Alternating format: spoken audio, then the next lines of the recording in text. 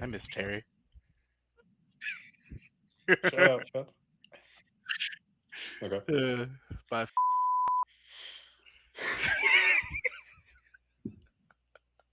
We normally try to do like a cold open sort of thing. We can't use any of that. It's hard being funny. I'm sorry.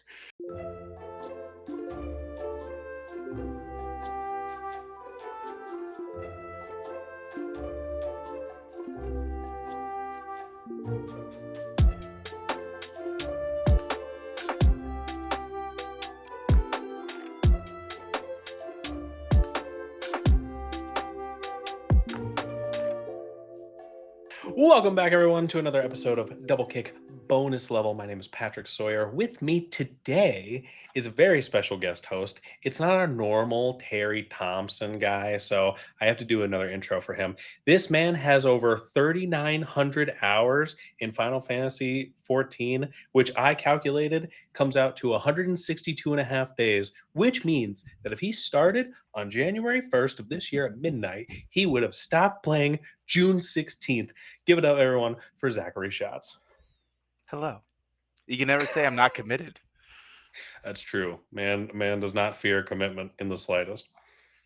Shotz, how are you doing today, buddy? I'm doing pretty good. Uh, the week was good. The weekend's Hmm. starting.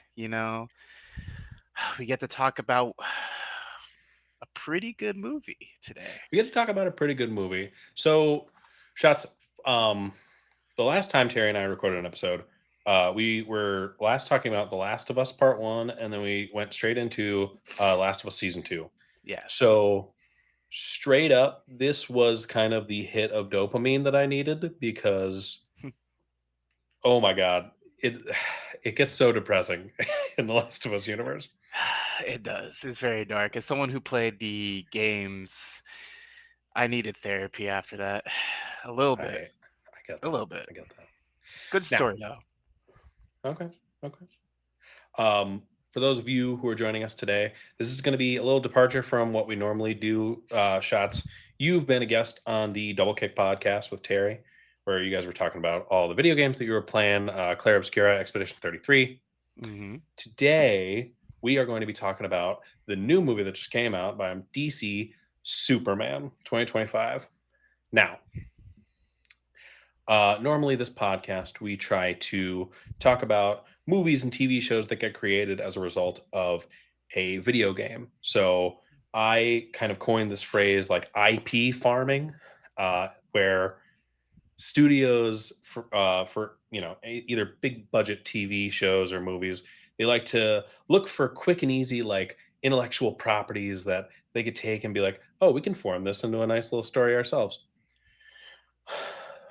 Among all the video games that we've covered, there are so many that they've turned into successful TV shows, some not so successful.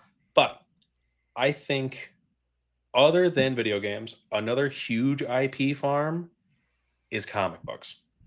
Agreed. Shots. In, I would say, the last 25 years, the explosion of like the comic book movie has kind of taken over like the general pop culture, For sure. right? Um, Starting early with like, you could even go back even further to talk about like Adam West Batman and you know all Yeah, those sort of like you early could. stuff. But I think really started with like Spider-Man one, like the Sam Raimi, Tobey Maguire, like, and Good then it old just kind of Hugh exploded from Jackman, there. Yeah, Wolverine, absolutely, the founding absolutely. fathers, if you will. The founding fathers. Um, what I wanted to talk to you about today, just to kind of get started, you kind of gave Terry a rundown of like how you got into video games. So I'm curious, what was your introduction to like the world of comic books and comic book characters? Like, how did that come about, and how did that take a big part of your life? Well, so coincidentally, it was in a very similar fashion with video games. So this is going back God, it's gonna make me sound old, but like 20 something years ago, Mhm. I was, living with my parents, and I was playing the Xbox, and just a random Tuesday afternoon, my dad comes home after work, and he's like, "Here you go," and he tosses me Spider-Man 2 for the Xbox. Ooh. Now this is like the movie tie-in Peak. video game? The movie tie-in voiced by Tobey Maguire.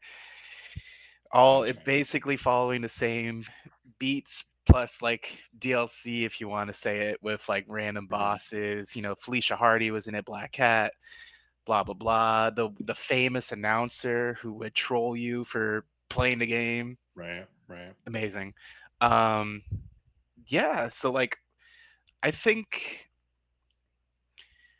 it gets a little foggy because I was pretty young at that point. I think I saw the original Spider-Man in theaters. And I wanna say the video game and Spider-Man 2 launched relatively close, maybe? Yeah, I wanna say original Spider-Man movie came out in, like, 2002, and Spider-Man 2 comes out in 2004. So, I wouldn't be surprised if the video game, like, for Spider-Man 2 came out right around there too. Yeah, for, like, promotional sakes. Yeah, yeah. So, like, literally, I was in the trenches for, like, 4 hours straight, and they just playing, swinging around, not even doing missions, you know what I mean? Mhm. Um, and then all I can remember is going to see Spider-Man 2 and just, it was game over. Spider-Man Oh. 3, um, Mhm. when I Mhm. was trusted with a cellular device and the internet, um, is when my research really started to flourish, if you will. Okay. And as you know, as most people know, Spider-Man is my absolute king, my precipice, my Shayla, My if you will. Shayla. Um, Mhm. my favorite, so I just deep dove into everything. I never really had physical comics. I have, like, maybe Okay. 2 or 3 somewhere, Mhm. and they're Spider-Man, of course, but they were, like, Yeah. hand-me-downs, whatever, I never really went to comic book stores, Right. but, as you're aware too, like, you read one comic and it just kinda it just tumbles into all the comics.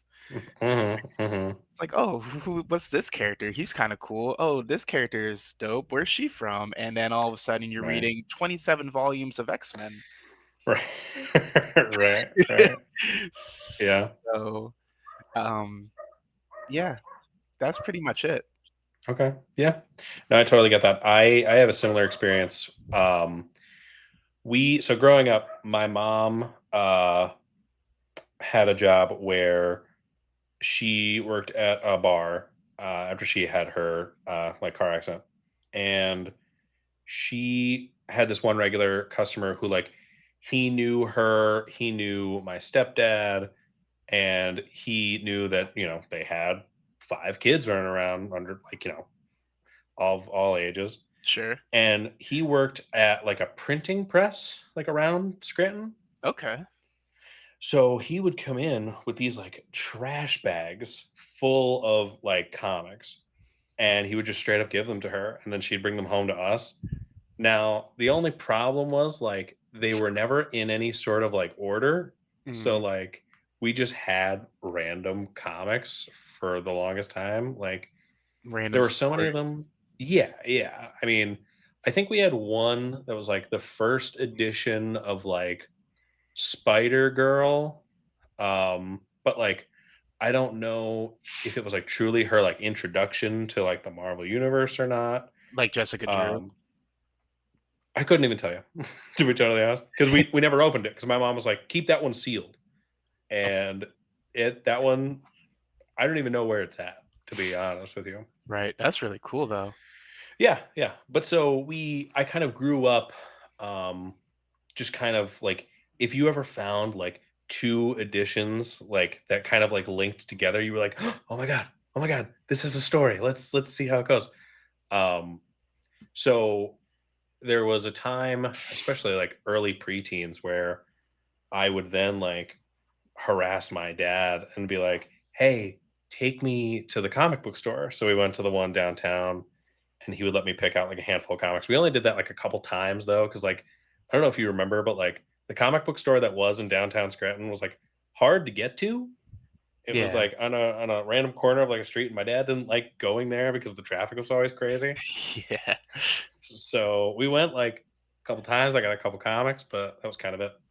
Okay. But we would always go to see the movies, and like when Spider-Man 3 came out, I remember my dad took us like opening weekend. We were super excited for it. And as we're walking into the theater, me, my dad, and my brothers, there were these two guys who like would be our age now, Oh god. walking out being like, "Yo, I can't believe the Green Goblin teamed up with Spider-Man at the end." And we were just like, oh my god. That was the first time I had ever been, like, spoiled, and it It was really be your devastating. own. It really be your It own. it really do. It was devastating to me.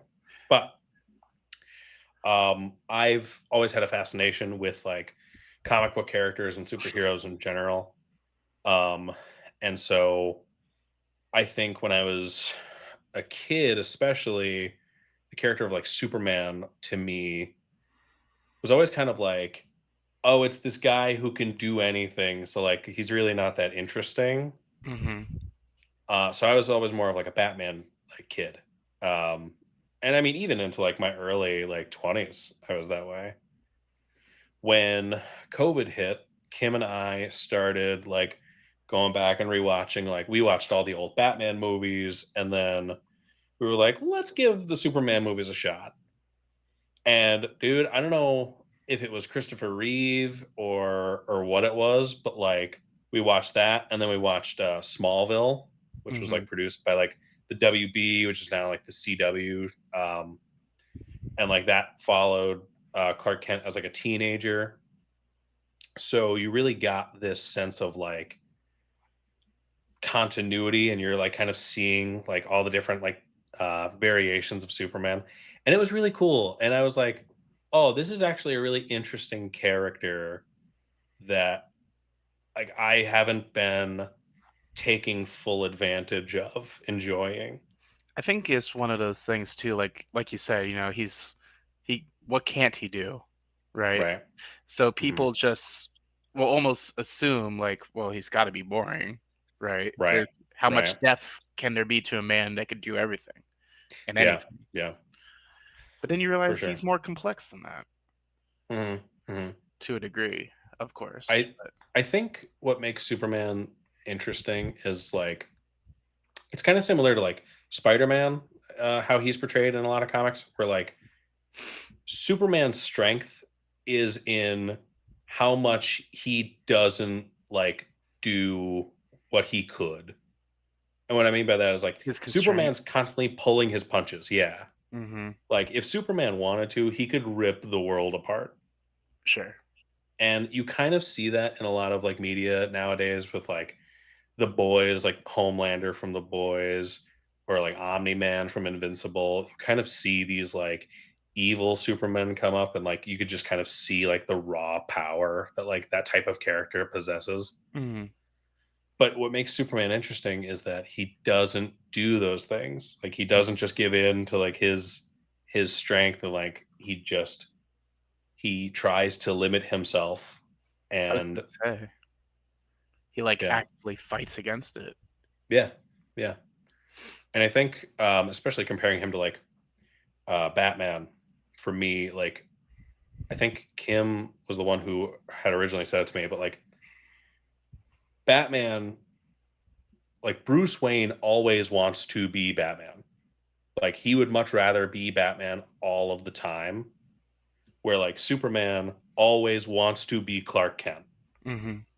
Like he doesn't want to have to be the superhero all the time. He just wants to be like a normal like person, but he like knows that like he has this power, so he has this responsibility to go do these things. Um, but yeah, it's just he's that guy. He is that guy. There's this, He's that it's kind of a side tangent, but, like, this one I came across recently, a cool panel of those 2, and it's like just a page, and it's like split in half, left side Yeah. Superman, right side's Batman, and it's basically like Batman and Catwoman are like breaking into a vault or something, I know exactly the one you're talking and about. Superman is like rescuing some woman, and Batman basically says he's like Superman is like, I wish I was more like him because he Mhm. has all this power and yet he chooses to be who he is. And then Superman on the inverse says he's just a regular person, but yet he chooses to do what Mhm. he does now. I wish I Mhm. was more like him. And I think it's Yeah. just like such a cool because they've, for years have had this dynamic with each other, but it kind of testament to both of their qualities, like how you were mentioning too with Mhm. like Superman's constraint and like how he could just destroy the world, rule the world, whatever. Yeah, yeah. So I don't know. It's cool. Yeah, I know exactly the part you're talking about. I just saw that, yesterday. I just saw that online. That's Yeah, funny. Yeah. they're, like, going on, like, a double date, like, Superman's flying with Lois, and they're going to Okay. meet in, like, the Wayne Tower or whatever, but yeah, yeah. Yep. Really, really cool. It is. So, Shots, I know you're not much of a DC guy, Yes. right? Like, you're much more, like, Marvel oriented, but I don't know how much of, like, the Superman character that you know. Okay. How familiar are you, like, before watching, uh, really both of the movies we're gonna talk about today, how familiar were you previous to this of Superman? Uh, like out of 10, maybe like a 4 or 5. Okay, so you knew some of the basics, but maybe not some of, like, Like the finer details. yeah, yeah. Okay, so I'm gonna give you a little rundown of, sort of Superman's, like, real world origins. Hmm. So, um, Superman was created by two men in the 1930s named Jerry Siegel and Joel Schuster. Hmm. His original origin comes in 1933, and it was in I think it's called the Reign of the Superman. Okay. And his original origin was he was a homeless man named Bill Dunn who was tricked by an evil scientist into consuming an experimental drug.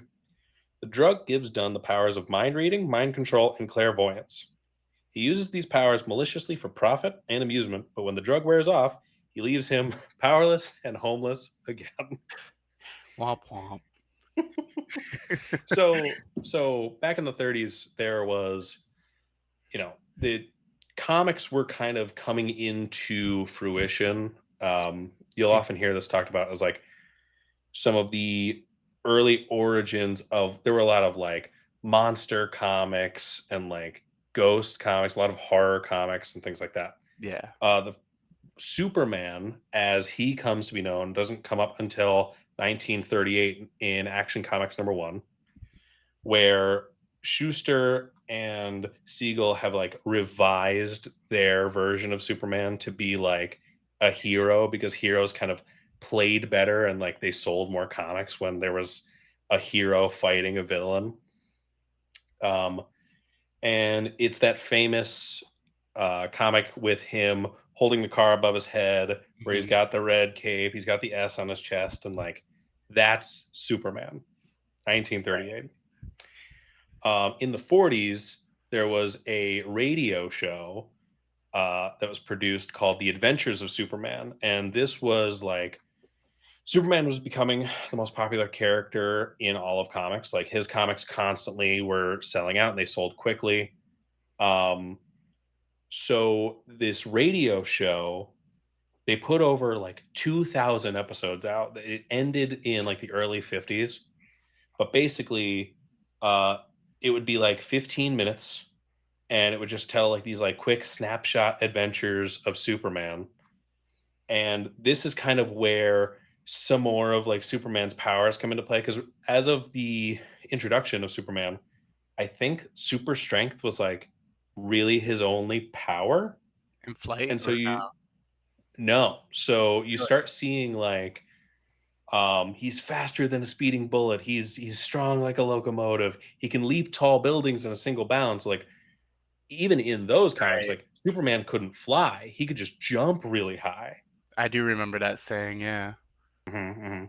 And that's where the it's a bird, it's a plane. No, it's Superman. That's where that comes from because that's the introduction of that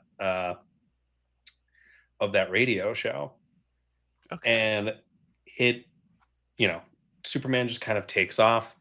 Again, throughout the 50s and 60s and 70s, he's the best-selling comic. DC is, they're kind of in there like the golden age of comics, and then they go into the silver age. In 1978, the first ever Superman movie comes out with Christopher Reeve, Mhm. where you know fans kind of got to see him on like the big screen for the first time. And then there have been so many iterations of the character since then. But yeah, kind of just a quick little history of Superman. That's cool. Yeah, a lot of stuff you go to find out um comes from like much later on than you think. There's a long time where Superman's just a dude who can punch. So, like, That's he still had the cape even before he could fly? yeah, That's kinda funny. it's kind of funny. I think back then, like superheroes just wore capes. You Right, know that what was I just mean? the That was thing. just kind of how to distinguish them. It gave them like a unique silhouette for viewers to see. Mhm. But yeah, Hmm. I really enjoy like digging into these sort of things because like I said, you learn new things that you previously hadn't, and like you think you know this character and you think this character's origins are very clear and cut. But like even the origin story I told you about with like Bill Dunn, like the homeless guy, Mhm. they revised Superman's origin several times after that, and even like up until the '90s, his origins kept changing. Like it didn't until actually it might have been like early 2000s because there were so many different versions of Superman from like the different comic runs Mhm. that it wasn't until Crisis on Infinite Earths where DC kind of reset all of their history and were like, okay, this is the one timeline that exists. Like, with him Um, being a Kryptonian? well, no, but like, so earlier versions had him as a Kryptonian, but like, why and how did he come to Earth were different, like that sort of stuff. Okay.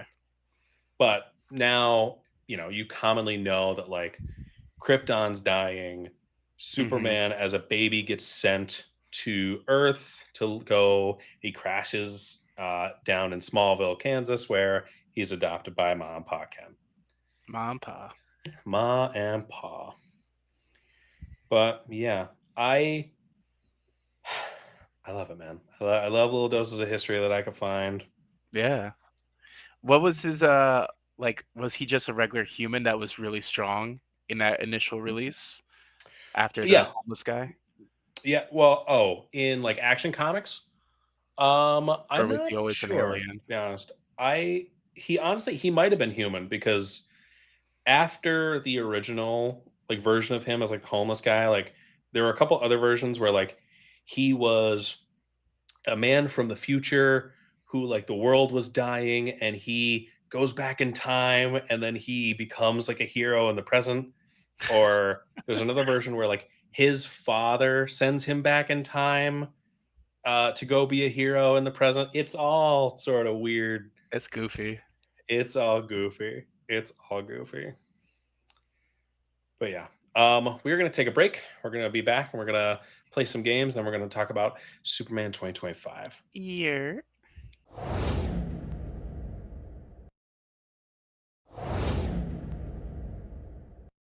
All right, and we're back. Shots. I like to do a couple games on this show, and you can ask Terry. I never give him a heads up as to what they are before, and he, much to his chagrin. So the first game we're gonna play is blind rank these five superhero movies. Blind I'm rank. I'm gonna list five movies. I'm not gonna. tell you what the next one that's coming is. You've got 1 through 5, and you gotta put them in order. Okay. You better First, hope, and you better hope you get it right. there's a right answer? I mean, I'm sure you'll think there's a right answer, See, but Pat's gonna judge me. no, I'm purposefully gonna give you a good movie at the end or Pat bad. Okay, let's get into it. Let's get All right, into it. so let's do it. 1 through First 5. one, first one I want to give you is a newer movie, Guardians of the Galaxy Volume 3. Brother Bear. It's That pretty good. my It's boy a really James good movie. Gunn, it is a really good movie. He cooks. The first canonic MCU F-bomb too. Yeah, Beautifully yeah. executed, if I may say. Mhm, Um, mhm. and it's such a nice ending to that Yeah. story. I think the Guardians Man, movies alone for me kinda stand out in the MCU because they're all just so good. they're genuinely good, yeah. Yeah. I agree. And that makes this choice really difficult because Mhm, it's mhm. such a good movie. But what is coming after? Bah! Who knows? Who Who knows? knows? Oh, who knows? You know what? Mhm. I'm gonna be bold and I'm gonna say 2. Ooh. Okay. Okay. I like it. I like it. Next up, one of my personal favorites, and I think a universally beloved movie, The Dark Knight. The Dark Knight. Okay. That was a good movie. I haven't seen it in a very long time. Christian Bale, Batman, Heath Ledger's Joker are the best Joker there's ever been in Right. live action. Very quotable. Very quotable, iconic movie. I think Heath Ledger won an Oscar for that movie. After he Like died, he yeah. yeah.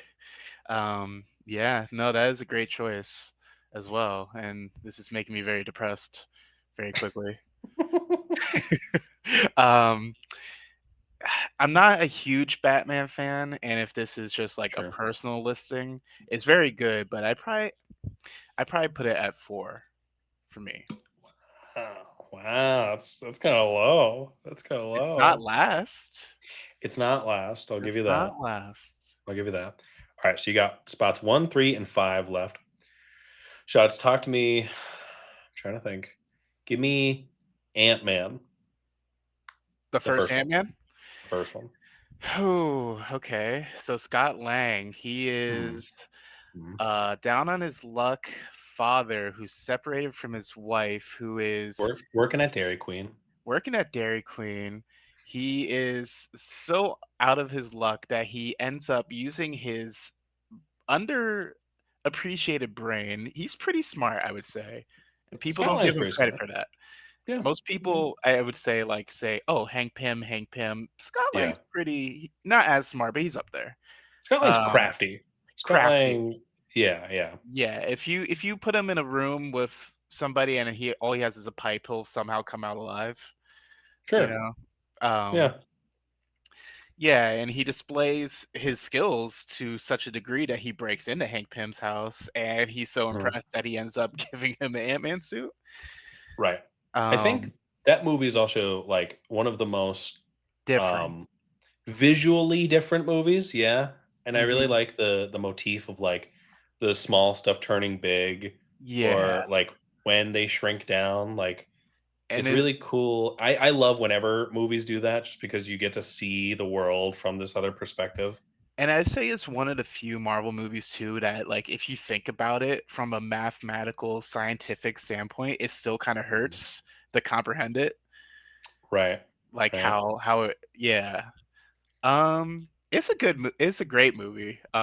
Yeah, yeah, I don't think it really I'm trying to remember what the end credit was, but I don't remember it really contributing much other than the introduction of the characters. right.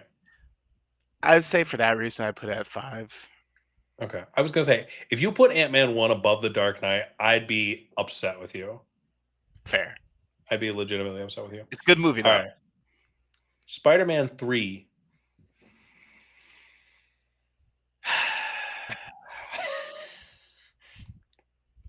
This is the Listen, final movie in the Sam Raimi trilogy. You got listen. Venom.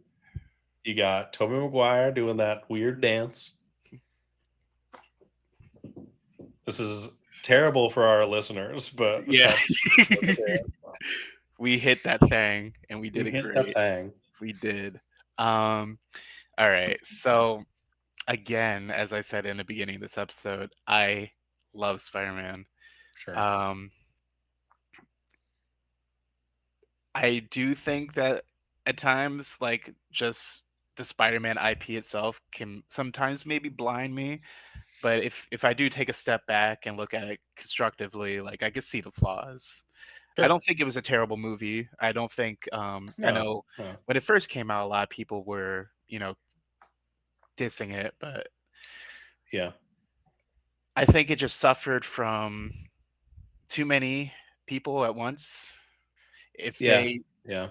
if they split it, if they pulled a Harry Potter and made it like a two-part movie, Mhm. it might have been amazing, like flawless.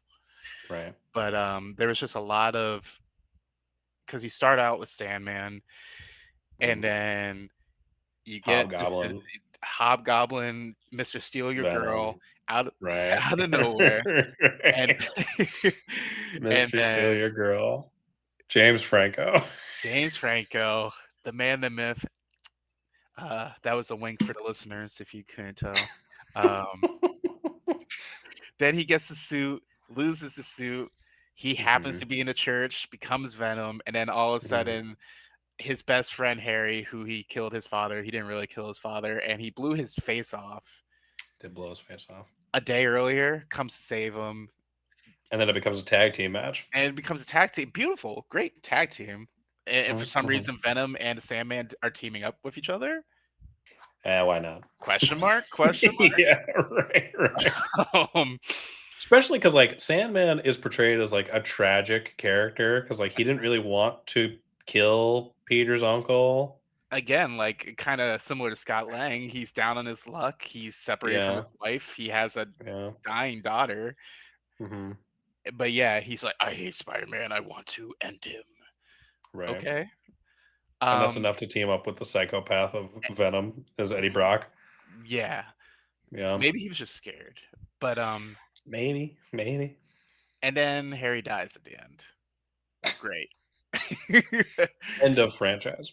End of franchise. I wish we got the fourth one. Carnage would have gone crazy. Yeah, Is it I'm 1 or 3 definitely shots?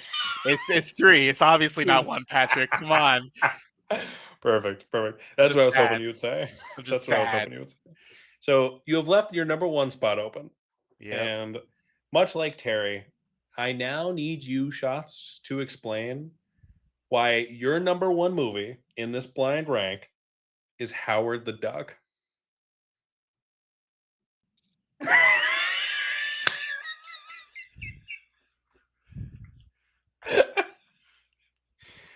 For listeners, Shouts has gone totally silent. Howard the Duck, very early. This was like I want you to 1980s know I watched this movie. movie. We watched this movie Oh. together. Yeah, we did. That's why I know you know this movie. You're It's the it's the craziest movie in the world.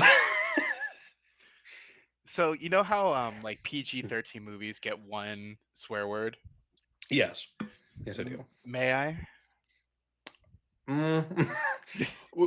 We can bleep it out in editing. Sure, more work for Terry. Terry, I need you to do me a favor. It is my number one, not only because this Mhm. duck is extremely charismatic, he goes up against crazy odds, becomes like a fan favorite, a household icon, if you will, right? That's This true. That's duck true. came from outer space, made a name for herself. No one liked him, right? Not only did he save the girl, he got the girl, but this duck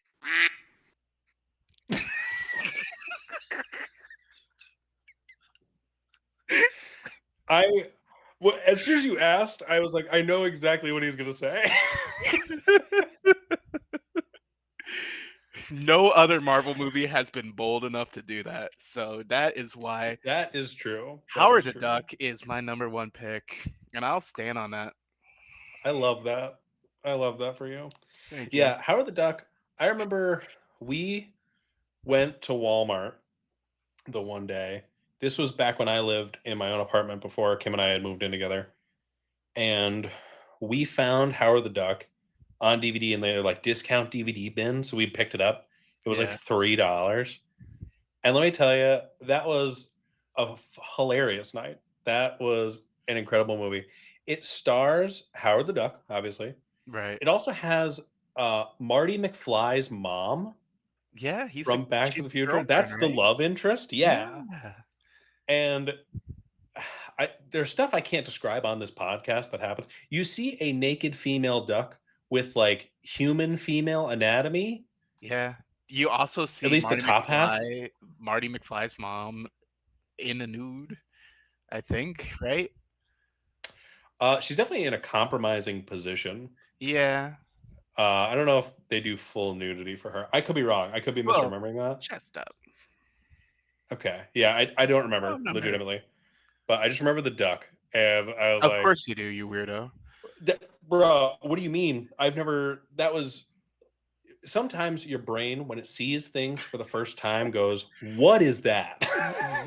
What are those? Look at And those that's boobies. man, you know, shots. I really loved that. That was really fun. That was fun. Um, I hate you. like I said, I did the same thing to Terry, and I just kind of had to. Whenever you leave the number one or number five spot open, it just leaves room for comedy. It really does. Mhm. 'Cause I was Um, debating putting Guardians as number 1, but I was like, there could be mhm. something better.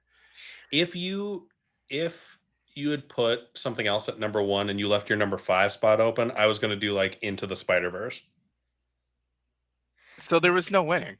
There's no winning. No, no. It's just comedy. I'm just doing What a if bit. it what if it I'm was just just, doing a like, bit. a random, like, number 3 or 4? Would you give me a real one then? I would have gave you a real one. Yeah, like a Okay. straight up real one. God dang it. Yeah, I fell for the bit. you did. You did. Like a moth to a flame. Like the moth to a flame. Um, I've got one more game for us, shots. This Okay. is a fun one that Terry and I like to do. I need you to close your eyes. Is this one actually fun?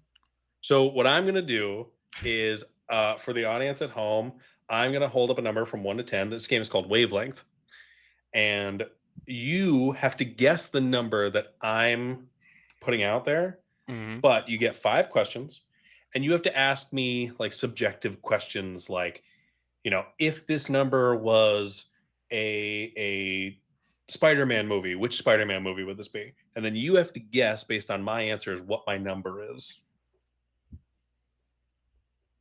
Okay. Okay. Okay. So it can't be a So straight up question like, is it even or odd? no, nope. You can't guess to the actual number until you've asked your 5 questions. But it could be like a roundabout question. Yeah. Yeah. Again, subjective style. Keep it in the realm of like comics or things that like you and I both know. But yeah. Mhm. All Okay. right. So close your eyes. Mhm. Terry, I'm going to need you and your editing magic again to put the audio over this. But the number Shots has to guess is number. Boom, future Terry here. The number that our good old Patrick is holding up is the number 9. Okay, bye. Boom. Okay. Shots, you may open, Okay. and you can start your 5 questions whenever you're ready. 5 questions. Okay. Mhm. Okay. So, if I had to compare it to a movie's runtime, would that be an adequate question? Um, you could ask me that, sure. Mhm. Yeah. So you want like a movie's runtime? Yeah, would it be like an outlandishly long movie? I'll give you the straight up like the runtime that I would associate with this number is like 2 hours and 15 minutes. Okay. If this number was a superhero, Ooh, okay. which one would it be? Um, that's really good.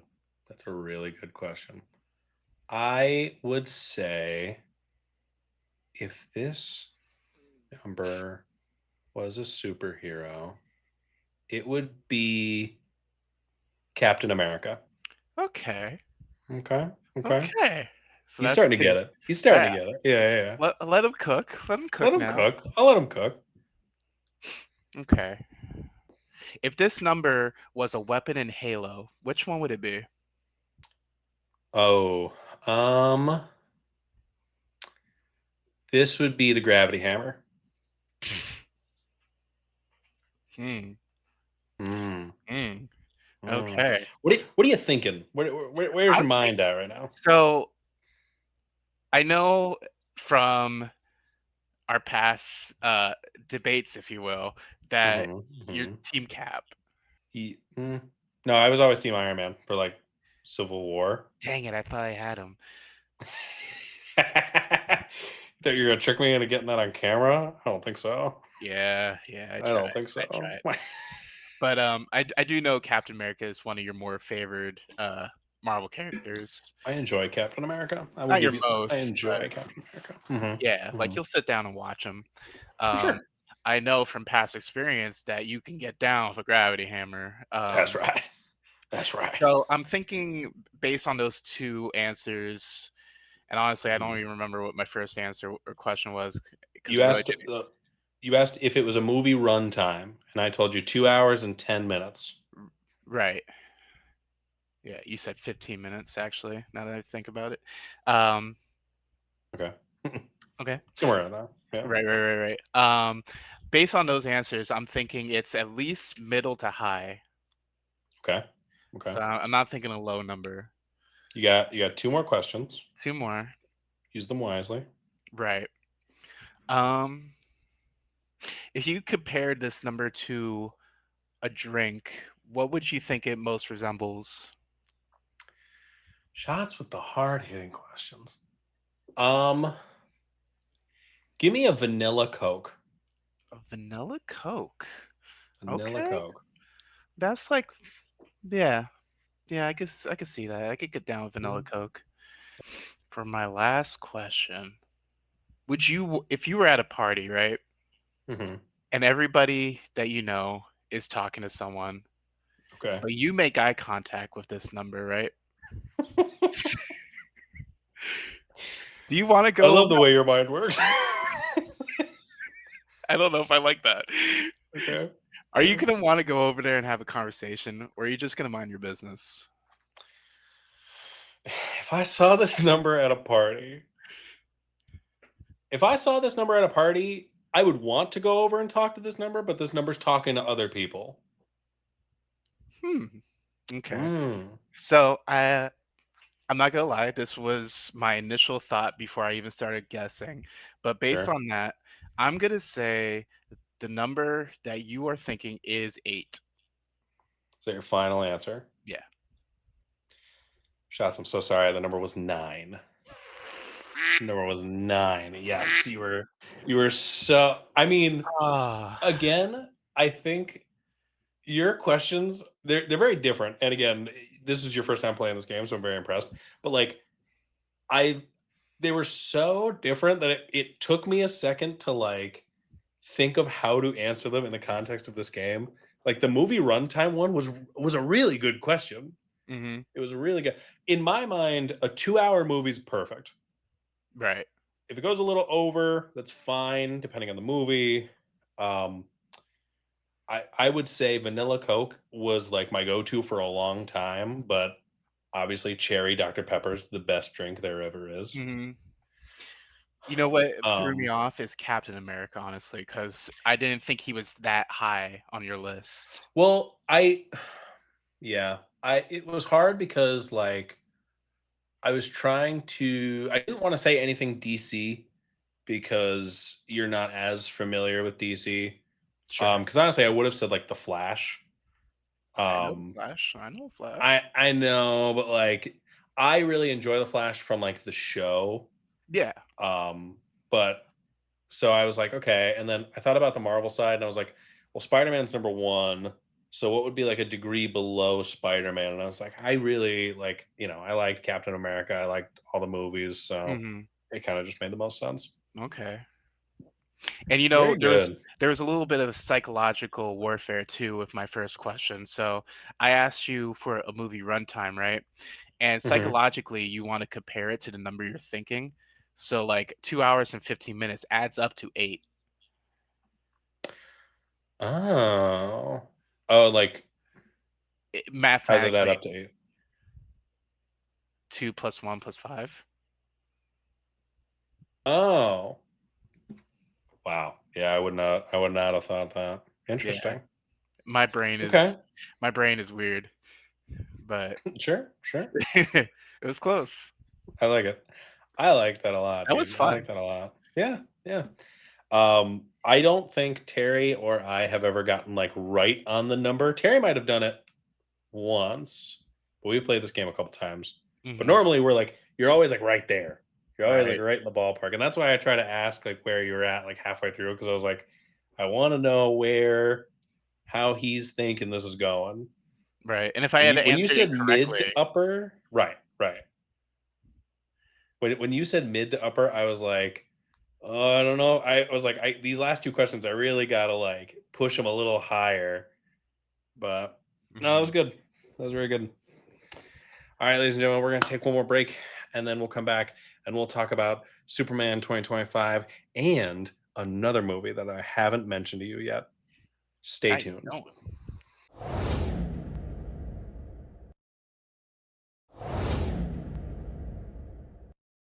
All right, and we are back to talk about Superman by James Gunn, the first movie in the rebooted DC universe. Here.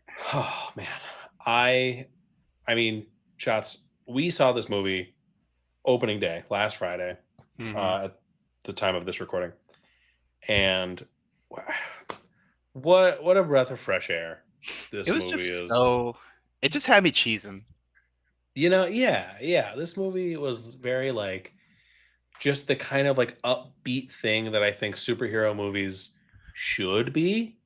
And like especially for the character of Superman, what Superman is and what he should be. Mhm. Um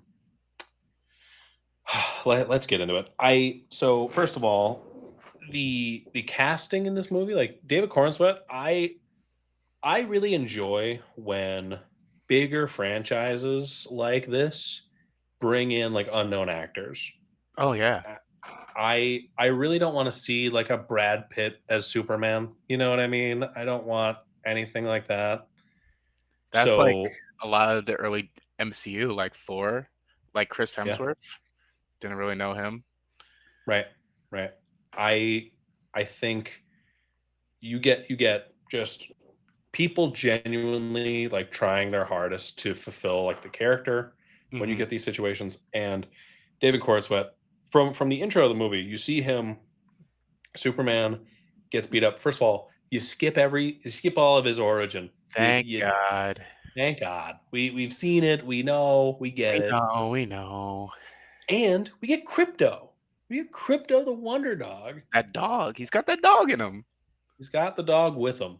With him. And for like 90s kids like us, like we grew up with the Crypto the Wonder Dog show Immaculate. from WB. Incredible. Mhm. I'm normally used to him being like more of a I think he's like a Great Dane a lot of the time or like a Labrador. Yeah. And So let's this little Crypto was different. yeah, and he was it's gonna sound weird, but he was very dog Yes. Yes. and not more like a borderline sidekick. Right. And you know what though? I was fine with it because I really enjoyed the idea of like Superman being this like uh very very well maintained, very like controlled person who like he has all of his emotions in check all the time, most of the time. We'll get to where he does not. But then you have this psychotic dog who's just rampaging all over the world. This dog Um, has not been house trained a day in his Not at all. life. Not at all. I think this is the first Superman movie, at least that I can remember, that had like the Superman robots in the Fortress of Solitude. Did the man, it's hard to remember, but did the original ones not have robots? I don't think they did. In like the originals, I remember like the Fortress of Solitude as just like giant, like crystalline, like but like clearly like a Hollywood set, Mm, and it just had like the reflective. holograms, Yeah, like the yeah. projector sort of thing from like the 70s. Okay. Um, I might be thinking of like one of the animated shows or something. yeah, yeah. But yeah, it's But cool. yeah, yeah. It felt like you're this whole movie in general, like I said, you're skipping the origin story, so you get dropped into the middle of the action. Hmm. And this is not like a universe where just because this movie is the first one in the universe, like this universe has already existed, and you're kind of just getting brought into it, and you as the audience kind of have to like catch up to what's happening. Hmm. But I enjoy when movies do that because it shows that there's a trust from the director that like the audience will understand this. The audience is smart enough to understand what's happening, and they will pick up on what's going on. Just like how it has other superheroes in it. Yeah, yeah. You Like it have could the Justice Gang, have, yeah. and we'll get to it later on. But Supergirl exists in this universe already. Like it could have easily just been Superman with Yeah, maybe a tease at the end of somebody, but no. right, right. And I think in the intro, like there's a lot of text that comes up that's talking about like 3,000 years ago, 300 years ago, and I Yeah. believe that it said 3 years that Superman has been Superman. Yes. He came So 30, he's been for 3, yeah, something like that. yeah, yeah. So you have not like year one Superman, but like a Superman who's established. You have a Lex Luthor who this is the most like I think comic accurate Lex Luthor Mhm. that there's been He's just a because hater. he's just a hater. He's a He's just a hater hater. in that like he's not like a stoic billionaire. Like he's very like loud and in your face, and he's very it's honestly, I'm just thinking about this now. That's definitely an allegory for like Elon Musk. For sure. Yeah, yeah. Honestly, the more I think about it, the more it makes sense. Like you have this guy who he's a he's a tech billionaire, but he's also like a, again almost to the point of like comedy, like obsessed with the idea of beating up Superman and like defeating him to where he has a like a move set for like fighting Superman. Like he knows what Superman's gonna do, so he's like, "All right, 6x, move 6x," and then like he punches him in the ribs and that sort of stuff. And it's like, Yeah, oh, like he's obsessed. he's been stalking him for years, just, like, studying, like, it's a written exam. Yeah, yeah. He's Kendrick Lamar versus Drake level obsessed with this guy, Say, Drake. right? And I thought Nicholas Holt, who played Lex Luthor, very quickly becoming one of my favorite iterations of that character ever. Mhm. Um, you have Rachel Brosnan. Brosnan. I'll have to double check that. Brenson? Something like that, yeah. But uh, her version of Lois Lane, I thought was really good. She's like she's smart and she's capable and she And does her own thing, and she's not like a damsel in distress. no, and can I just say too, like, all the actors and actresses are maybe except for Guy Gardner, are beautiful and handsome, like, Sure. Yeah. Yeah. I mean, like, it does something for the plot, you know? And, like, the chemistry between Lois and Clark, Oh my it god. is just Incredible. absurd. I I genuinely like when you're casting the role of any superhero, but I think specifically Superman, you have to get the chemistry between Superman and Lois Lane correct. Right? Because 'cause we've seen many in the past where it's just like, "Why are these 2 even talking to each other?" Yeah. and I think Yeah, you know exactly what I mean. I sure And do. I sure do. it is not even like from I'm not sure how many interviews or like random TikTok because the promotion for this movie was everywhere. Oh, But yeah. like them Yeah. not even on the set, they're just like in random places, and like Mhm. you would think they're a married couple or Right. like something. Yeah. And Yeah, it's just there's definitely a sweetness between them, and you feel that in the movie, and you're rooting for them. right. And like I said, you have this Lois Lane who like I said, she's not a damsel in distress. There's one point where Superman is the damsel in distress, and she Mhm. takes this call of action to be like, "We have to go save Superman." Right. And she was gonna do Um, it herself yeah, until she got yeah. that helping hand.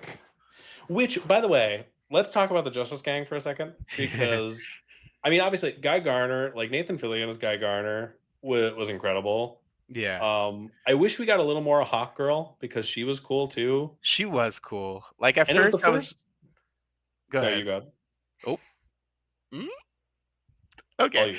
I was gonna say, like, at first I thought she was kinda like, whatever, 'cause it's she's just literally screaming, Yeah, but I was like, "You know what? I like what they're doing with her. She's doing cool stuff. She has a purpose, and it's not like she just screams and that's it. She actually has dialogue, valid opinions on what's going on, and blah blah blah." yeah. Yeah, it's cool. I think this was like one of the first iterations I've seen of Hawk Girl where I genuinely was like, "Oh, it makes sense that you're here." Mhm. Because a lot of the time, like especially like in like cartoons when we were a kid, or she's in like a CW, she's in the CW like universe, Okay. and a lot of the time you're watching and you're like, you are clearly like outskilled, like you are the weakest member of this team a lot of the time. Her and like Hawkman They were always like, glazed her, what are though, we doing? in the Oh, anime. sure. Remember? The, cartoon in the '90s? The Justice League cartoon? Not that I'm remembering. She No. was, like, one of the main characters at a point. Oh, okay. Yeah. I wasn't sure what you mean by they were glazing her. Yeah, yeah, for sure.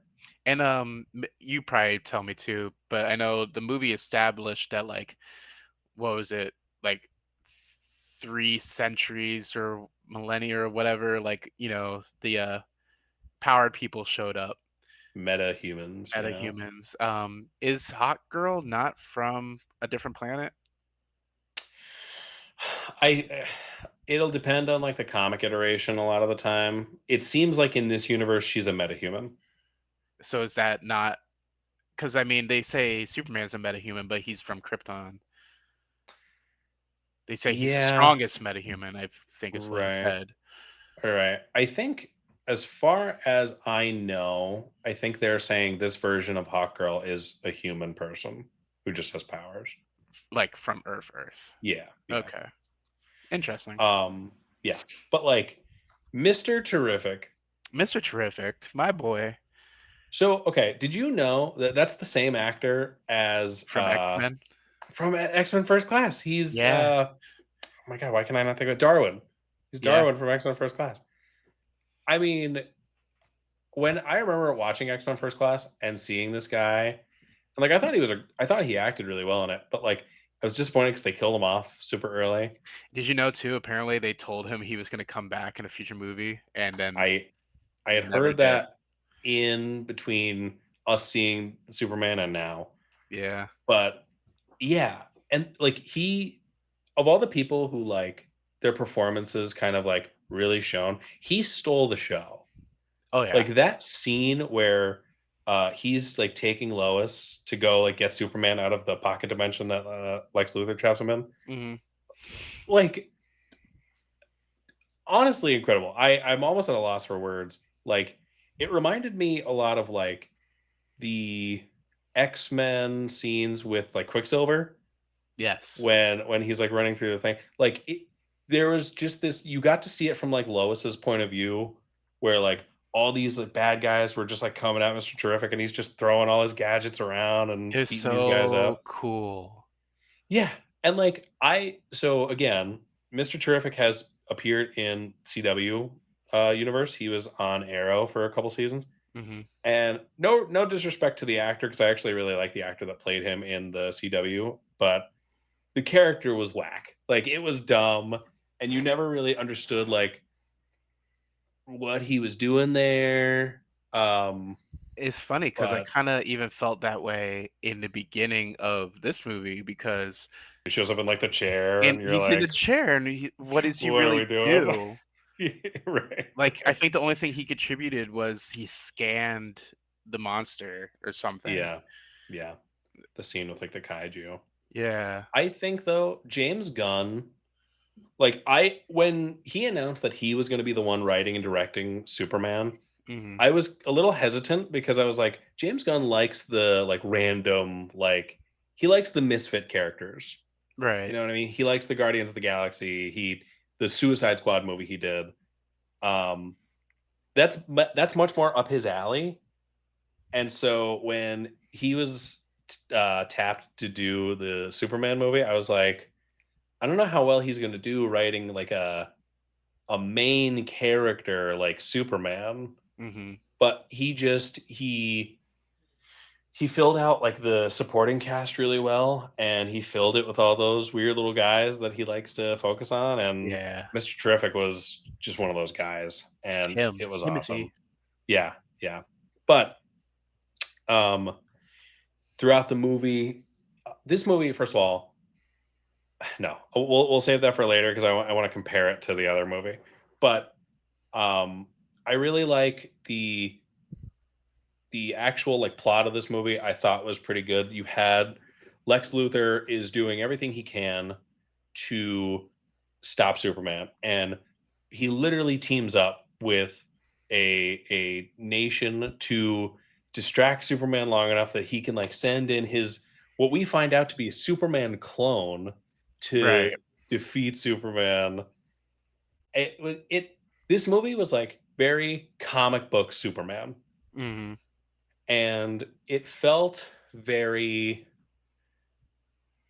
it honestly, I guess we'll just have to get into it just because this is where my thoughts are going.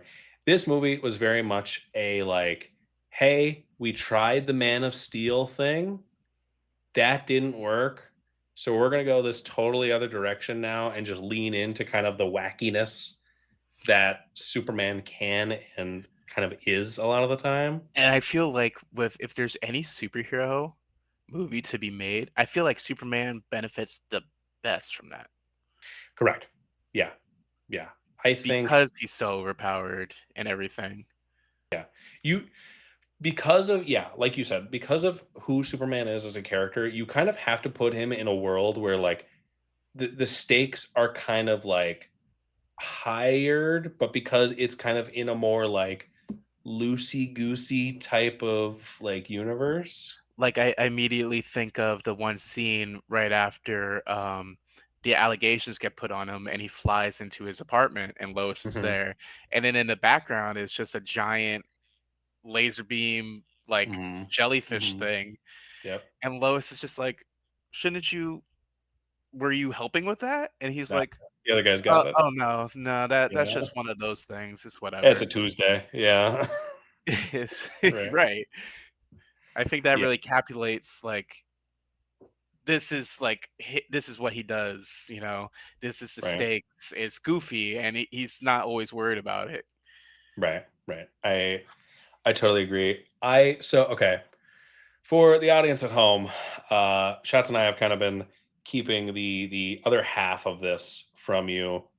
Um, we also watched Man of Steel in preparation for today's episode Yes. because I think for a lot of people, there's a lot of like online discourse of like which is like the correct interpretation. I think there's no contest that Superman 2025 is much more a definitive version of Superman, just in general, than Man Hmm. of Steel was. But I also think this version of Superman is just like, this is who Superman is. Right. Man of Steel is not representative of Superman as a character. And we'll kind of start talking about that now. Shots, this is the first time you've seen Man of Steel? I think so. Besides like the memes, the clips, and everything, I think this is the first time I sat down and watched it fully. Yeah. So I watched it the other night in preparation for this, and I took a lot of notes. I I'll go on record. I hate this movie. I hate Right. this movie, and I hated the Zack Snyder universe of movies. And I don't mean to disparage him as a director. I have no problem with like the way he directs movies because like Watchmen was really good, and he was the director of that. I think he is best with like a much more cynical type of character, a much more cynical and dark like universe. And the DCEU, so the original like DC extended universe that started with Man of Steel He was was dumb, by the way. it was He was so dumb. and it was literally just so you would differentiate it from Marvel and the MCU. And the tone of the DCEU was such that like we're not going to do jokes. This is going to be a more grounded and like serious universe. And you start that with Man of Steel. And first of all, I mean, the movie itself not really good. Right. I'm not gonna lie. Like I rewatched it. It's worse than I remember. I To be actually have honest. like a lot of opinions that I do want to get into once we're Let's done do with it. this part. Yeah. Yeah, let's do it. Let's get right into it. Okay. So again, this is coming fresh off the dome. Like for the Sure. viewers listening, like I literally watched this movie like 2 hours ago. Right. Hmm. Um, so this movie was roughly two hours and 15 minutes, not including the credits. Yep. Um, the first, and I checked the timestamp, 24 minutes of it I did the same thing. I did the is same thing. takes place on Krypton. And you know what? Hmm. So I need you to give me like a little bit of grace. I don't want you to come at me for this because I am not defending this movie. I'm not saying it's a good Sure. movie, right? Sure. I just wanted to Hmm. make that clear. But I think honestly, the Krypton part was one of the most different and more interesting parts of the movie as a whole. I don't disagree, but my problem with it was it just took too long. Sure, And I think they could have done it and presented it in a better way. possibly. But it just like that's where the movie starts. And like you said, it's the first like 24 minutes, and you're just like, why do I care about the politics of Krypton? Right. Like what are we doing? As maybe as like a random person just coming into a movie, like again, I don't know a lot about Superman, but I do know Sure. the slight backstory. So it's like, oh, this is kind of interesting. I don't Hmm. think the average person would care. Right. But I think it had cool moments. It had cool action sequences, like it showed like the flora and the fauna of the planet and stuff, and Hmm. like getting to Hmm. watch the planet almost implode on itself Yeah. from a person's perspective on the planet, I thought was interesting, right? Yeah. Yeah. For sure. So like that was my opinion on that, right? And then for some reason we have baby Superman genitals on our screen for a solid 3 minutes. You know what's funny, Shots? That's not the first time that's ever happened. No, Fun it's fact for not. you. I swear to you, Really? in the original Superman, and Yeah. it's honestly weirder in the original. In the original Superman, when Kal-El crashes to Earth and lands in Smallville, Yeah. he's also butt naked. But Sure. like in that movie, like the actor that's playing Kal-El is like 5 years old, No. and you see, yeah, oh yeah, yeah, That is it's so somehow weird. worse. It's yeah, right, right. I literally I wrote a note in here that was like, I mean, at least this one makes a little more sense because like he Sure. was just like born, Yeah, like an and hour ago? yeah, and so you're like, oh, okay, I guess if we're gonna do that, I don't know why we have to do it, but if you're going to, I guess it And makes a little more that sense than actually like reminds me a too, like, child. this is a baby, what are we doing? Right, right. Um, it was interesting too how, like, all children of Krypton, at least for the last couple centuries, were, like, artificially grown. So, and this is what I would call unnecessary plot because and here's another. So I kept track of a couple things throughout this movie, and Sure. one of them was the amount of times that they will directly make a comparison between Superman and Jesus Christ. And this is one of the times. So like Superman's the first like naturally born person. He's a miracle child. Well, I don't know if I took it that way. I just took it as of they don't even try to Sure. have children naturally anymore. Yeah. So I don't know, maybe I missed the part where they said, like, it's even hard for them to conceive naturally, but Right. I think that's the intention though. yeah. Because this movie, I'll tell you, shots. I recorded a 8 times in this movie do they make an explicit reference to somehow say that like Superman and Jesus are similar. Superman hits the T pose, like the Jesus on the cross, twice in this movie, and I know he does it again in Batman versus Superman and Justice League. Um, Jor-El says he will be a god to them. At one point, Jor-El talks about the Genesis chapter of Krypton Mhm. going through Clark. Clark at one point asks Pa Kent, "Did God curse me? Did God do this to me?" When he's Right. talking about like his power, and there's the literal scene where Henry Cavill's Superman is in the church and he's just like right next to Jesus. Like they have this like side view comparison where Jesus is Yeah. like right here in like a stained glass thing. It's so explicit. It drives me crazy because I didn't mention this in our background, but Jerry Siegel and Joel Schuster were Jewish men. Jesus is an allegory for Moses, not Okay. Jesus. Okay. Superman is on a planet that is being destroyed, and they put him on a ship and send him away. And in the story of Moses, Moses is put in a basket and floated down a river, and then he is raised by people of Egypt, and then he leads the Jews out of Egypt. That's the story of Moses. That's what Superman's doing. That's the story of Right. Superman. Yeah. So to compare him to Jesus was just like, oh, so we're just totally taking this and like it honestly, it weirdly felt, and I this might be controversial for people in the audience. It felt like conservatively coded in a way. I'd be very interested to see like the Venn diagram of people who like Zack Snyder fans, like Zack Snyder, like universe fans, and like people who voted for Trump.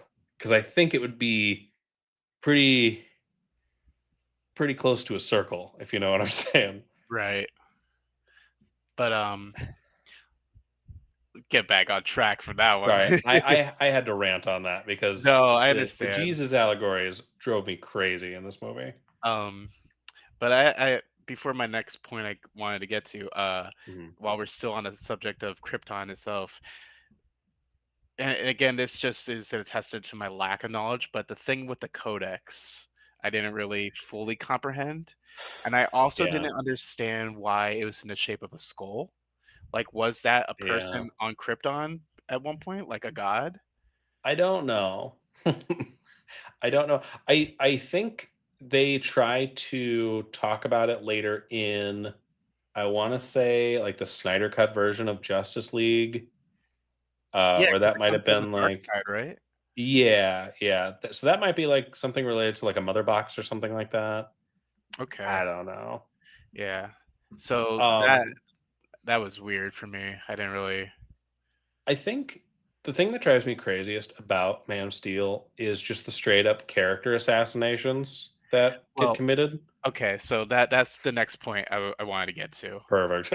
Um, Perfect. so after that introduction, we get to which is just like a whiplash, I feel, Mhm. because Henry Cavill's Superman is fully grown, right, Mhm. on a ocean, an oil rig ship. He's on a boat, baby. He's on a boat.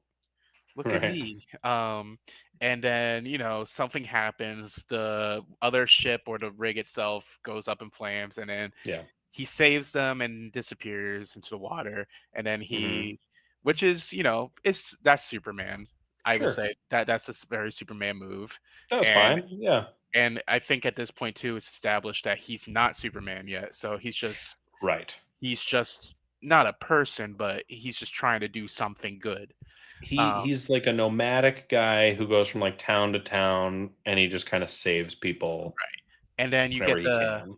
the flashback, the first of like 3 or 4 flashbacks that happens in this movie, Mhm. as he's in the water, and then you get, him as a kid in Smallville with Mom and Pa, Right. and that's one of the first very interesting assassinations of characterization because you really don't learn anything about Ma. She's just Nope. kinda there, Yeah. right? Right. She's honestly like a plot point for later on, which we'll get to. And then Mhm. you have Pa.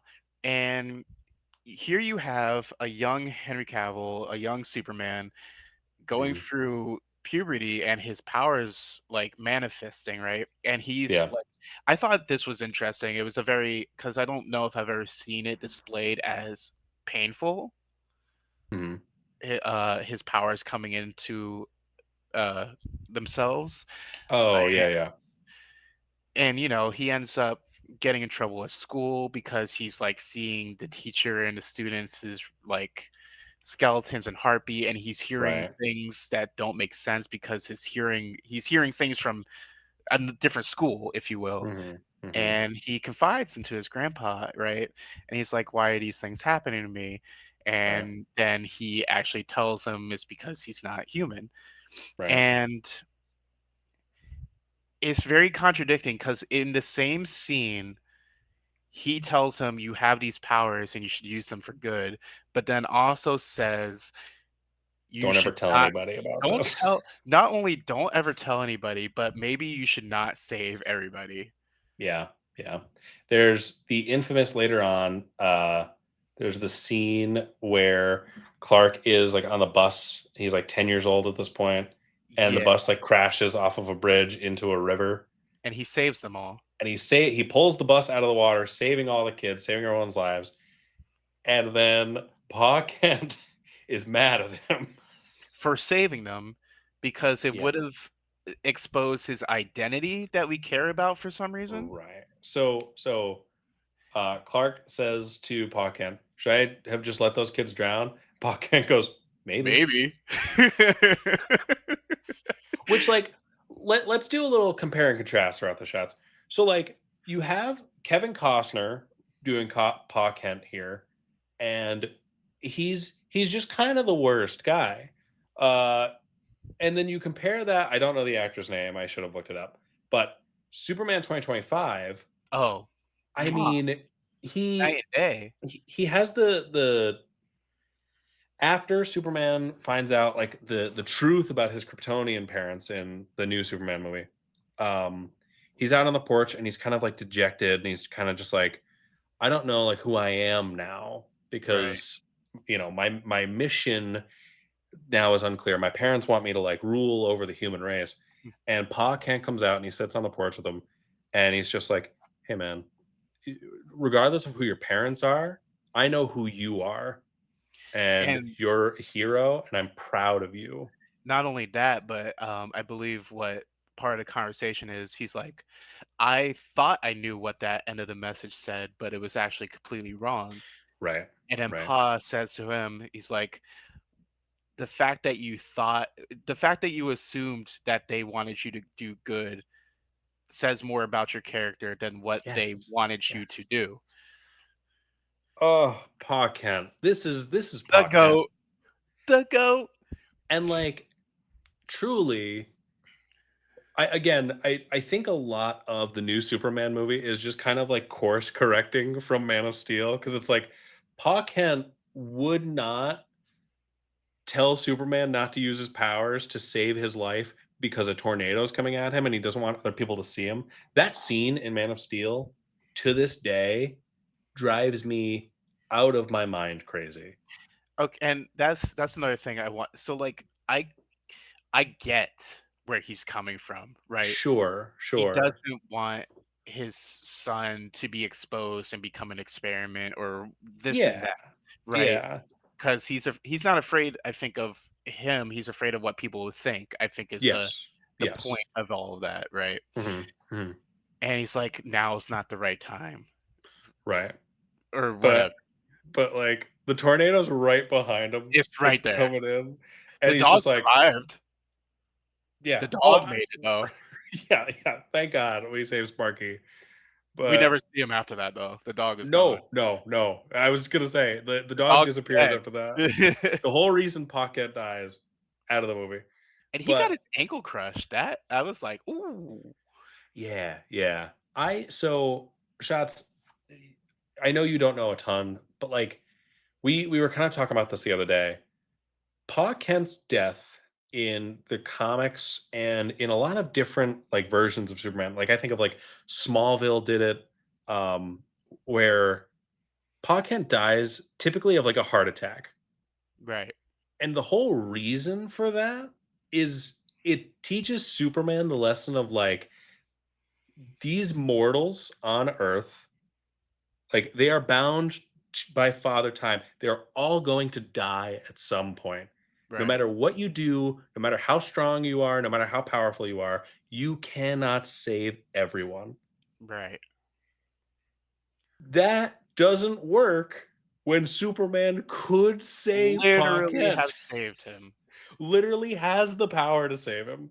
And it's like, I also said to you during that conversation we had the other day is I saw this like animated Superman scene, and it was Mhm. literally him and the Fortress of Solitude, and he's on his computer, and one of the robots comes up to him and it's like, "Any luck curing cancer, sir?" And he's like, Mhm. for all this advanced technology and like, because Superman's a genius, he's like, all this Yeah. brain power I have, I cannot figure out how to cure a simple human virus. Right.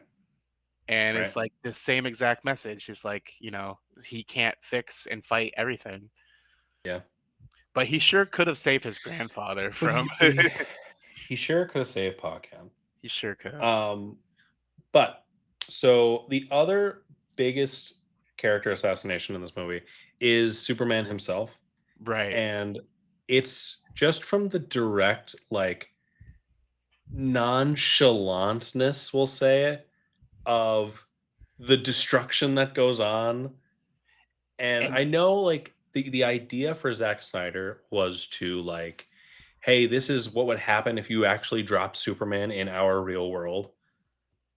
I But disagree. like I totally disagree because Superman as a character would not just like he would care that things were being destroyed. He would care that buildings are falling down. Mhm. He again in the new Superman movie, there's a very conscious effort on both James Gunn's behalf, but also like on behalf of like the thinking about Superman as a character to like, hey, if we're gonna have this big fight in Metropolis, Superman and like all the other superheroes would do everything they can to evacuate the city to get everyone out as fast as possible. My favorite is, when he's fighting the kaiju and he Yes. saves the squirrel.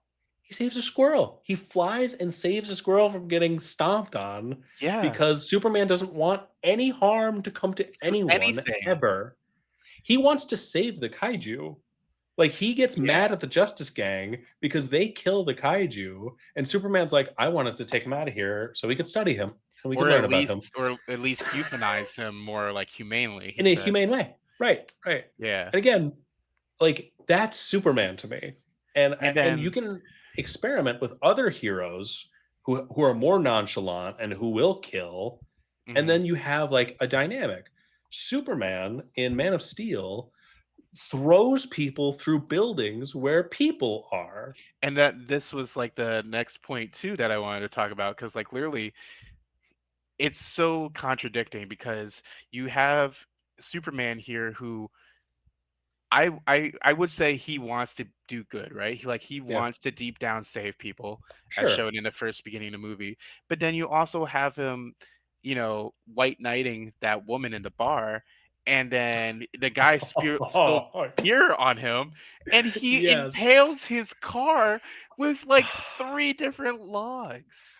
I'm so glad because like when I was watching that movie, I wrote that down and I was like, Superman wouldn't do that. That's insane.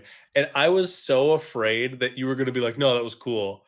But No, it like was stupid. it was stupid. Okay, thank God. And Thank then God. there's these little moments. So I think the movie, because I already said I liked the Kryptonian part. I thought it was the more interesting part of the movie.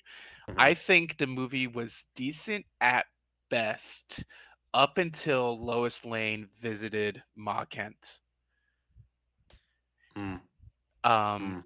because you have Superman nomading, as you said, doing these little Yeah. things, and then him and Lois go into that ship or whatever in the Arctic, and then he meets his father, the hologram of his father, a consciousness of his father, which is Yeah. something else, Yeah. whatever. Yeah.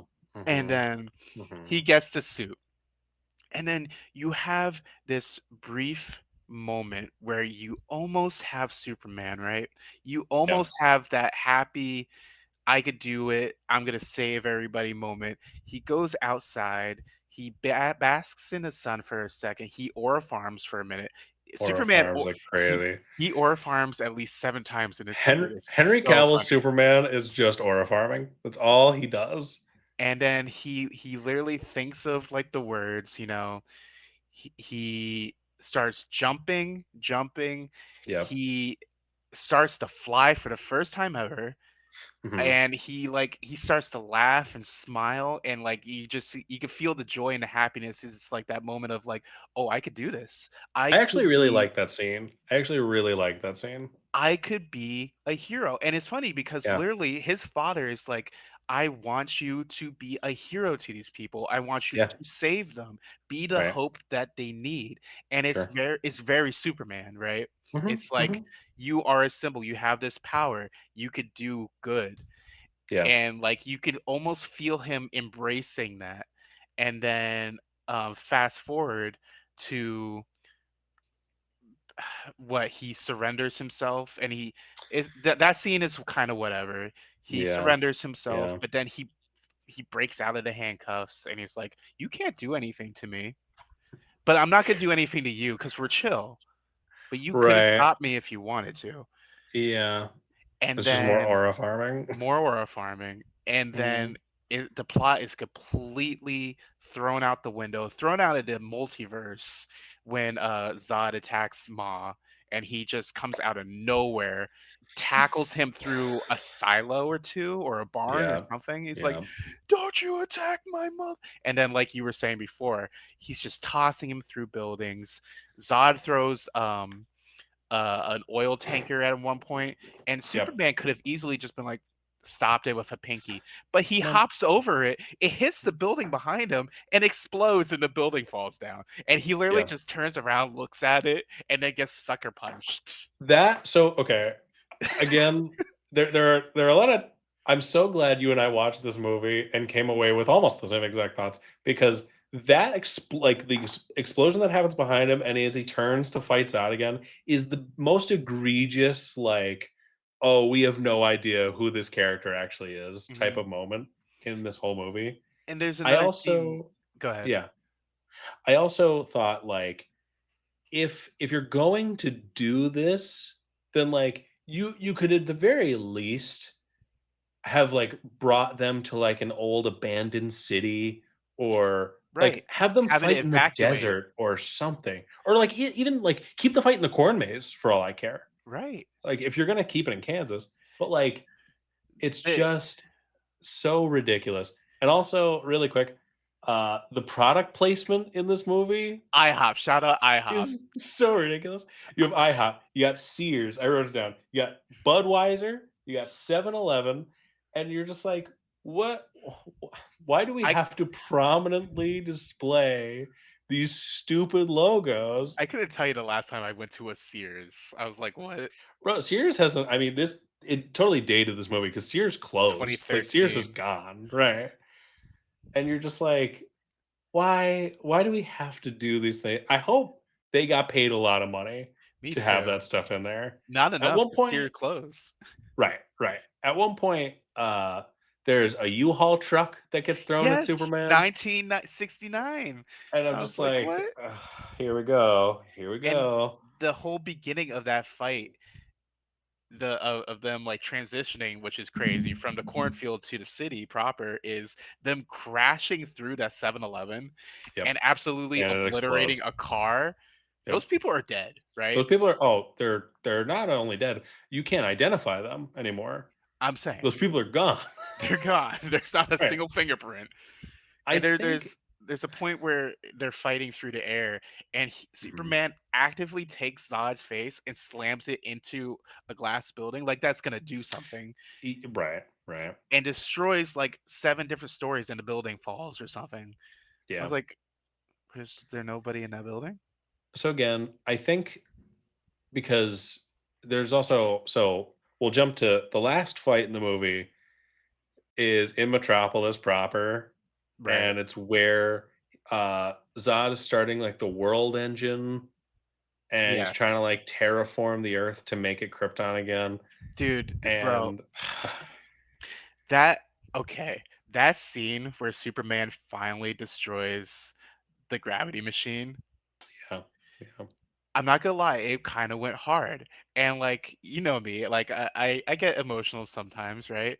And it's like, I felt a little tear come as No way, Shotz. no, I swear to God, dude, because like, No it way. was the last second, everything like, the reporter and the 2 other people were about to die or whatever, get Oh, crushed. yeah, yeah, yeah. He Mhm, gets sent down to the building, and then he's just standing there at the bottom of the laser beam. He reaches out, he flies up, he mhm. screams out in pain and just absolutely obliterates the thing, right? And I was like, yo, that kind of went hard. Yeah, And that then kinda slapped. it kind of slapped. And then I kid you not, not even a second later in the next scene, Mhm, it goes to mhm. Lois Lane and that general in the plane, and he just turns and he looks at her, he's like, he did it.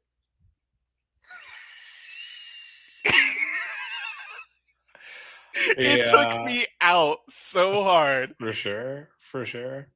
I just to I wanna zoom out a little bit 'cause I Okay. don't wanna our runtime to go crazy, but, like, you have the entire destruction of Metropolis, again, there it's shown in the movie, like, there are citizens in Metropolis, and they expand on this in Batman versus Superman, but, like, so many people die during Yeah. this fight. Thank you, Batman, for running through the city. Right. You compare that to Superman 2025, where, like I said, they show the evacuation of the city, and there's the scene one of my favorite scenes in the movie where one of the buildings is coming down as people are evacuating, and Superman, just in time, is able to stop the building from crushing the very last person to Yep. evacuate. And honestly, you get Superman aura farming in the new movie because Oh, quite a few he times. he like flies up above the smoke, and you're like, okay, all the citizens are safe. Now Yep. Superman can go get to work. But like I so much more appreciate that, and even going back to, like, the kaiju fight in the new movie, With the like, dog. there's the scene where, like, he holds up the kaiju's foot so that it doesn't crush the dog. There's, like, Superman actively trying to save, the kaiju from, like, hitting buildings and, like, hurting people. It's the tale of 2 supermen and you want to root for one way more than the other. Like when Batman Yeah. versus Superman came out, as soon as they show the scene where like Ben Affleck's Batman is like watching this destruction, there's no part of you that's like, "Oh, I'm still rooting for Superman." No, like you totally understand where Batman's coming from because you're like, this guy Exactly. doesn't care about humanity at And all. that's what I was gonna say too. That was, like, I think the last thing I wanted to mention is, like, Mhm. I know, he's only been Superman for, like, a day and a couple hours, Sure. but it's already been established that he wants to help people, and Yeah. Superman just has the inherent want, desire, and need to save people, Yeah. to help people, to not cause destruction. So his utter, like, disregard for safety and, like, Mm. just, instead of smashing into the building, he flies over the building. It's Yeah. just like Yeah. they whatever semblance of a glimmer of him in that movie just thrown away. Right. And it's Right. like you said, you're not rooting for this guy anymore because No. this isn't Superman. Right. I think that Man of Steel would have been a good movie if it wasn't a Superman movie. Oh, I totally agree. I totally agree. I think Zack Snyder got however much money it cost. I think it was like $250 million to make the movie, and Mhm. he got the rights to Superman, and he was just like, "Cool, I'm gonna take this character. I'm gonna do like almost Injustice Superman Yeah. without the events of Injustice happening." And again, like I don't inherently have an issue with like seeing superheroes in like a real setting. If you want to do that, go watch The Boys, go watch Invincible. Like I just think that if you're going to do that, you shouldn't be using Superman Do you because know that's how not who Superman is. Do you know how cool, like, cause going back to the beginning of the scene, at Krypton, everybody's so dark, black, dark gold, silver, gray, Yeah, and then when Superman gets his suit, do you know how cool it would have been in contrast if his suit was the bright blue and red? Like, he is that I beacon know. of hope, Yeah, but yeah. instead they gave him the realistic. It's like muted colors Right. and that's another thing. Like just comparing the two movies. Like again, all of the Man of Steel is like very gray. It's very washed out. Mhm. The Superman 2025 is it's bright, it's So colorful. vibrant, it's colorful. Like the music is more lively. Like it feels more like classic, like return to status quo Superman. The Superman theme in the 2025 one is magnificent. Oh my god! It's so good. Every time you hear it, you're like, I want to get up and fly. A I chill. want to Yeah, chill. try. Yeah, right. I'm very excited to see where the DCU now goes. Sure. Our next I movie is Supergirl, I believe. Supergirl, Woman of Tomorrow, and when they showed Supergirl at the end of this movie, it was another like, yeah, I mean, do That's it. her. That's Mhm, her. Like you want. This is so in Superman 2025, Supergirl appears right at the end, and you find out she's the owner of Crypto, and that's the reason why Crypto's such a rowdy dog because like mhm. she's kind of a mess of a person and she doesn't really know how to take care of him. And I think So it's Superman tries his best, but you know, it's cool because I feel like in a lot of modern media, I feel Supergirl has been portrayed as, like, the younger sister of Superman, yeah, but yeah. in In actuality, she's older. yes, so in the CW show at the very least, Supergirl, she's basically just copy and paste Superman, but as a girl, Right, I've right? heard Like she's that. got kind of the same personality and everything, but like this is clearly like this is an older person than Superman who Mhm, was uh like alive and like cognizant when Krypton like imploded, and mhm, she's like a tragic figure in that like she's traumatized by the events of her past and now she's living on earth trying to deal with it. and a lot of people don't realize that Supergirl's not a great person, No, no. at least not at first. Right, right. That her arc is she's trying to become more like Superman. Right. Like that's what she has to do. She has to try to figure out how that's going to work for her. But she starts off as like this ridiculous like party girl essentially. Mhm. A jerk, a bully. Yeah, yeah. So I'm very excited to see where it goes. I trust James Gunn to kind of lead the DC universe in a way that I think Zack Snyder was like trying to build on and like kind of create this big interconnected universe. Yeah. Peacemaker is also a really good show. It's coming out season 2. Okay. I don't think Peacemaker season 1 is like technically canon to the DCE. Like it It's all of weird. that is It's weird. weird. Yeah, yeah, because they're trying to keep certain things, but like Like Blue Beetle, for example.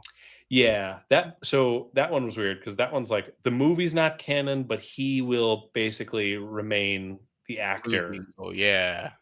And I was like, okay, like whatever. I've always said, I think the biggest issue I think the DCEU was just trying to be like Marvel, It was trying to be like Marvel, but at the same time, like compete. it was trying to like not be Marvel in the sense of like, well, we're not gonna do jokes.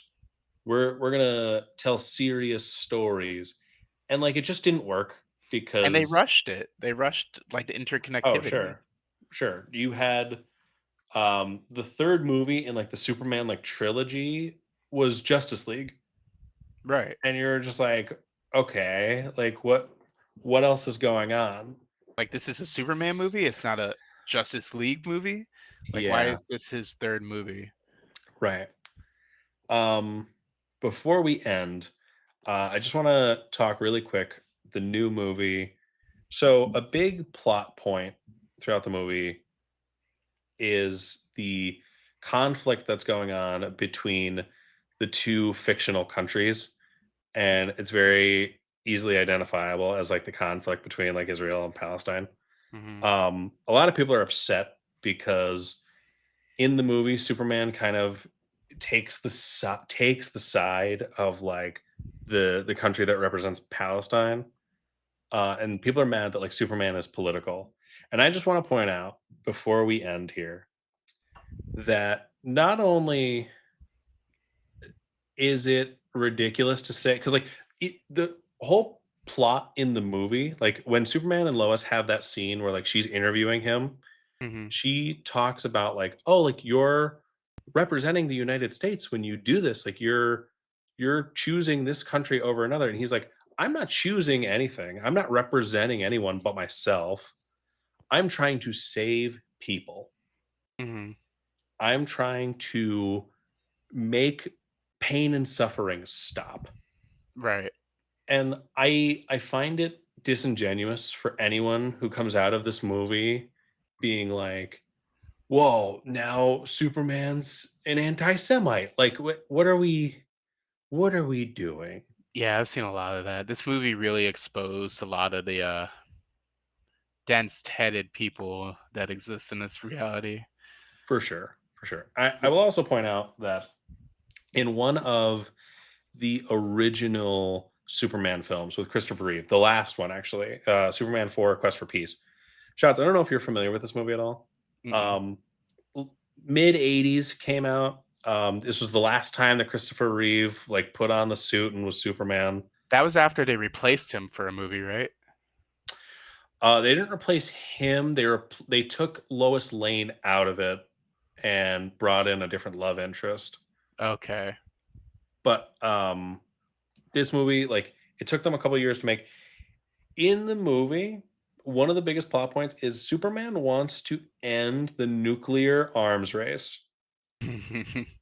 And I swear to you, in the movie, Superman goes to the UN and he presents this thing where he's like, humanity has these nuclear weapons and they shouldn't because it's just going to lead to the destruction of humanity. So you know what he does, Shots?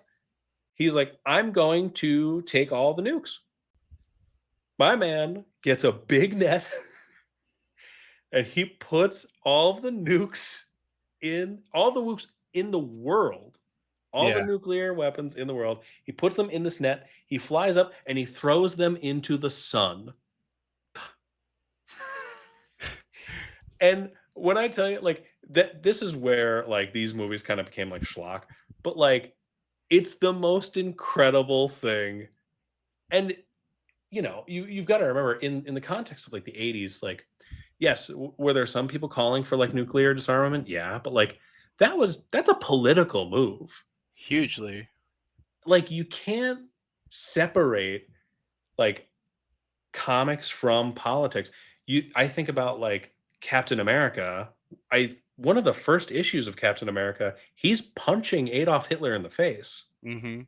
And that comic came out like before the end of World War II, making it a political stunt. And I know there's just one famous line where there's paraphrasing, but he's like, "I don't represent America. I don't listen to the Right. government. I Right. represent the people and freedom." Yeah. Yeah. I Another thing that people like to throw in this argument is like, well, Superman's whole thing is truth, justice, and the American way. And I didn't mention this before, but I should have. The That line comes from that radio show, that Truth, Justice, and the American Way. That comes from Mhm. that like serialized radio show. But originally, it was just Truth and Justice. They added the American Way after, like, during World War II because of like uh Propaganda. propaganda to like, this is the American thing, like we're Superman is America. Hmm. And in the last like 10 years or so, I want to say, DC Comics had actually changed that line. So now the saying is not truth, justice, the American way, it's truth, justice, and a better tomorrow, which Okay. by the way is more Superman than the original line. Absolutely.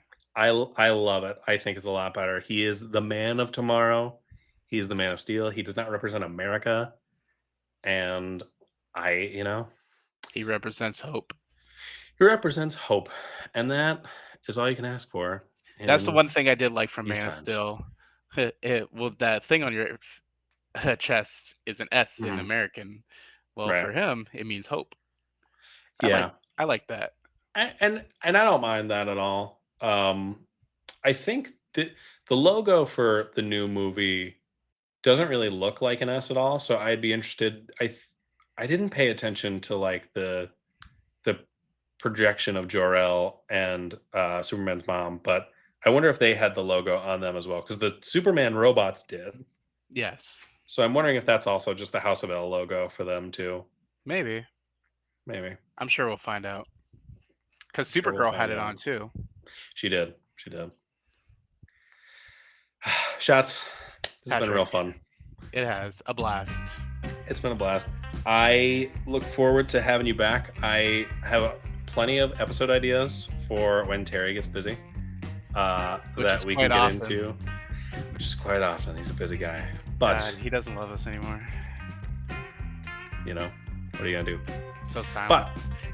But, but for listeners at home, thank you for joining us today. Go out and see Superman. It's still in theaters as of this It's great. recording. It's really good. I think It- you'll really enjoy it. It made 315 million. As of right now, and it's only in its second weekend. Yeah, and the budget was 250-ish million. So Yeah, yeah, it was a great movie. really great movie. But we're signing off for now. Thank you for listening. We hope you enjoyed it. Have yourself a good night, and remember, it's a bird, it's a plane, it's an allegory for the Israeli-Palestine conflict. Remember that. We'll see you. Bye. Free Palestine.